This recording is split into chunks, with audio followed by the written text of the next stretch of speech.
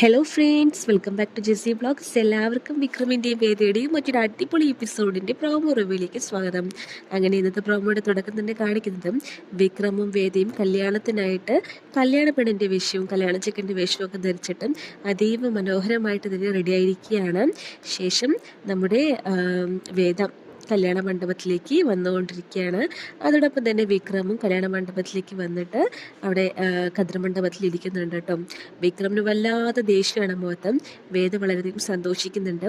എല്ലാവരും പരിപാടിയിൽ പങ്കെടുക്കുന്ന എല്ലാവരും വളരെയധികം സന്തോഷത്തിലാണ്.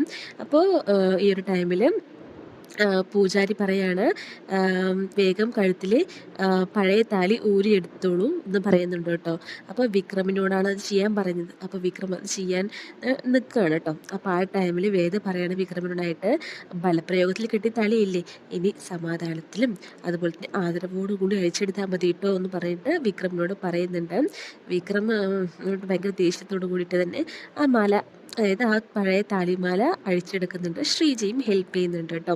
ശേഷം ഈ ഒരു ടൈമിൽ വേദ പറയാണ്, ഇനിയിപ്പോൾ നാളത്തെ കല്യാണം, ഇന്നത്തെ നമ്മുടെ കല്യാണം കൂടെ കഴിയുമ്പോൾ നിങ്ങൾ എൻ്റേത് മാത്രമാവും. അപ്പോൾ പിന്നെ എല്ലാ കാര്യങ്ങളിലും മാറ്റം ഉണ്ടാവുമെന്ന് പറയുന്നുണ്ട്. പക്ഷെ വിക്രമിന് അത് ഒട്ടും ഇഷ്ടപ്പെടുന്നില്ല.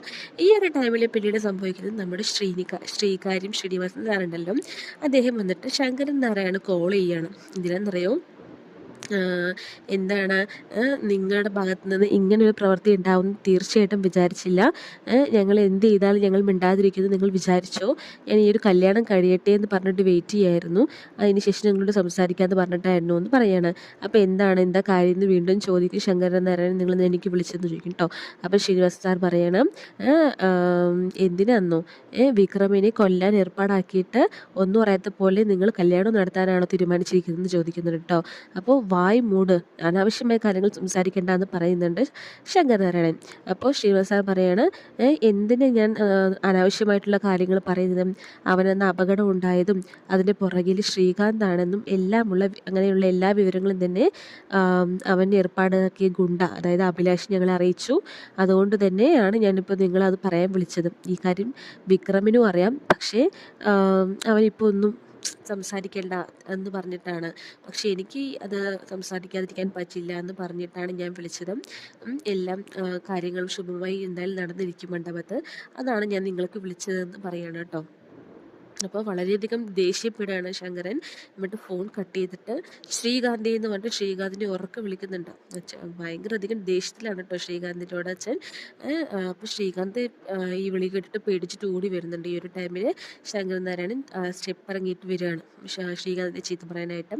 പക്ഷേ പെട്ടെന്ന് അദ്ദേഹം വരുന്ന സമയത്ത് സ്റ്റെപ്പിന് വഴക്കിയിട്ട് അദ്ദേഹം താഴെ വീണ് ബോധം കേടുകയാണ് കേട്ടോ. അപ്പോൾ ശ്രീകാന്ത് വളരെയധികം പേടിക്കുന്നുണ്ട്. ശേഷം ഹോസ്പിറ്റലിലേക്കും കൊണ്ടുപോകുന്നുണ്ട്.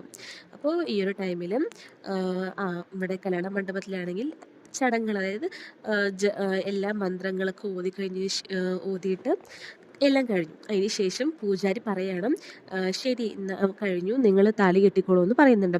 പക്ഷെ വിക്രമാണെങ്കിൽ മാല ചാർത്താതെ കയ്യിൽ തന്നെ വെച്ചിട്ട് ആലോചിച്ചുകൊണ്ടിരിക്കുകയാണ് കേട്ടോ. അപ്പോൾ കമല പറയുന്നുണ്ട്, വേഗം താലി ചാർത്ത്, സമയമായി നല്ല നേരം പോയിക്കൊണ്ടിരിക്കുകയാണ്, ചാർത്ത് എന്ന് പറയുന്നുണ്ട്.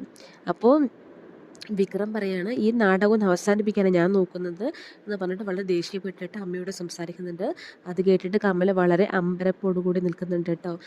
ഈ ഒരു ടൈമിൽ പെട്ടെന്ന് വേദിക്കും എന്താ ഇവിടെ നടക്കുന്നത് മനസ്സിലാവുന്നില്ല. കാരണം വിക്രമിൻ്റെ കയ്യിൽ താലിമാല ഉണ്ടായിട്ട് വിക്രം ചാർത്തുന്നില്ല. ഞാൻ കേട്ടില്ല, അല്ലെങ്കിൽ അങ്ങനത്തെ ഒരു മട്ടിലാണ് വിക്രം നിൽക്കുന്നത്. അമ്മയാണെങ്കിൽ കേട്ടടാ എന്ന് പറഞ്ഞുകൊണ്ടിരിക്കുന്നുണ്ട്. ആകെ ടെൻഷനായിട്ട് ഇത് ഇരിക്കുകയാണ് കേട്ടോ ഇപ്പോൾ വേദം.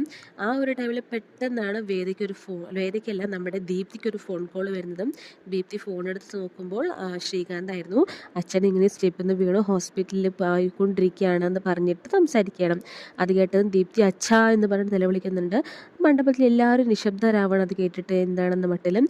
അപ്പോൾ ദീപ്തി പറയാണ്, അച്ഛൻ ഇങ്ങനെ സ്റ്റെപ്പിൽ നിന്ന് വീണു ഹോസ്പിറ്റലിൽ പോയിക്കൊണ്ടിരിക്കുകയെന്ന് പറയുന്നു, ഞങ്ങൾ എത്രയും പെട്ടെന്ന് പോകുന്നു എന്ന് പറഞ്ഞിട്ട് ദീപ്തി അവിടെ നിന്ന് ഓടുകയാണ്. അപ്പോൾ ബാക്കിൽ തന്നെ അമ്മയും അതോടൊപ്പം തന്നെ മുത്തശ്ശിയും പോകുന്നുണ്ട്. അപ്പോൾ ഒന്നും മനസ്സിലാവാതെ നമ്മുടെ വേദം ഇങ്ങനെ നിൽക്കുകയാണ് കേട്ടോ. ശേഷം വേദം ഞാനും ഉണ്ട് എന്ന് പറഞ്ഞിട്ട് എല്ലാവരും നെട്ടിച്ചുകൊണ്ട് കതിർമണ്ഡപത്തിൽ നിന്ന് ഇപ്പോൾ വേദ തന്നെ ഇറങ്ങിപ്പോയിരിക്കുന്നതായിട്ടാണ് കാണിക്കുന്നത്. സോ നമുക്ക് വെയിറ്റ് ചെയ്ത് കാണാം ഇനി വരുന്ന എപ്പിസോഡ് എങ്ങനെയായിരിക്കുമെന്ന്. Thank you.